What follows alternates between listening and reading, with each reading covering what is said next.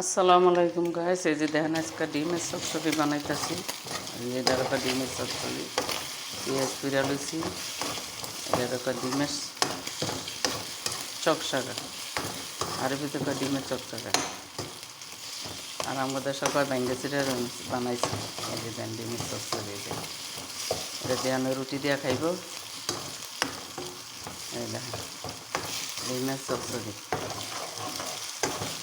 এই যে নাস্তা, সকালকার নাস্তা এটা করবো। ভিডিওটা ভালো লাগলে শেয়ার করেন, না লাগলে উপরে ধাক্কা দিয়ে দিন। আল্লাহ হাফেজ, ভালো থাকেন। আসসালামু আলাইকুম গাইস, এই যে দেখেন আজকে ডিমের চচ্চড়ি বানাইতেছি। এটা একটা ডিমের চচ্চড়ি, পেঁয়াজ পিরা লইছি। এটা একটা ডিমের চকসাগা, আরবিতে একটা ডিমের চকসাগা। আর আমাদের সবাই ব্যাঙ্গে চিরা বানাইছি। এই যে দেন ডিমের চচ্চড়ি, এটা দিয়ে আমি রুটি দিয়ে খাইব। এই দেখেন ডিমের চচ্চড়ি,